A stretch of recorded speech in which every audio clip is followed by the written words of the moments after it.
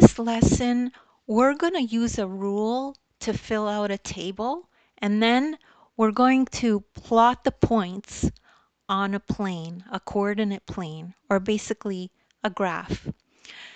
So there's a lot of things you'll be learning in this lesson. So stay tuned. If we have a problem like this that says use the rule, add 5 to the input to complete the input-output table. Then graph the input-output pairs on a coordinate plane. So here's some graph paper. It's the coordinate plane, okay?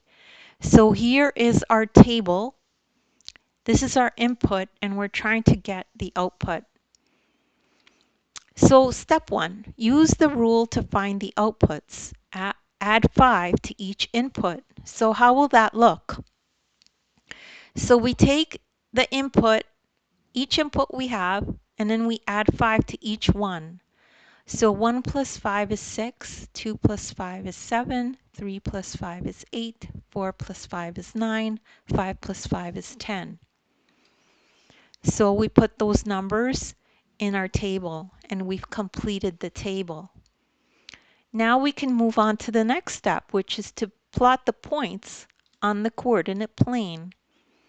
So the third step is to write the input-output pairs as XY ordered pairs.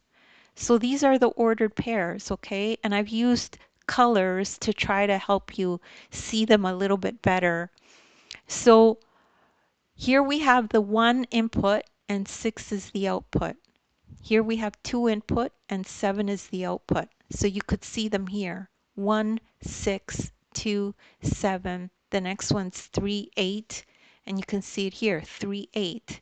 And so on. Okay? So the orange color here is the x-axis. And then the green is the orange is the y-axis, which is here, and the green is the x-axis, which is here. Over here is the origin. The origin is where the x-axis and the y-axis meet.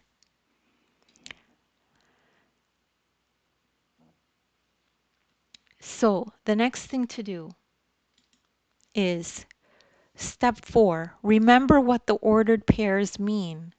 So like we said, the green X is the position along the x-axis or the x-coordinate, and the orange is the y position, the position along the y-axis or the y-coordinate.